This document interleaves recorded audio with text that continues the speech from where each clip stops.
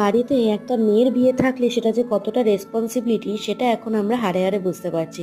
তো hello guys, welcome back to another mini blog. তো আজকে বেরিয়েছিলাম তাই জন্য নিমন্ত্রণ করতে, কারণ দিদিভাইয়ের বিয়ের আর হাতে গোনা কয়েকদিন বাকি, তাই আমরা নিমন্ত্রণটা সেরে নিচ্ছিলাম। আমি আর বাবা আজকে বেরিয়েছিলাম।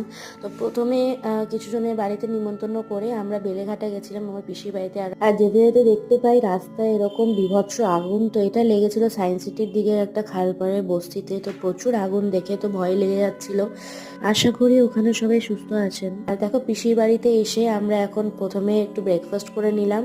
লুচি, পায়েস আর বেগুন ভাজা দিয়েছিল।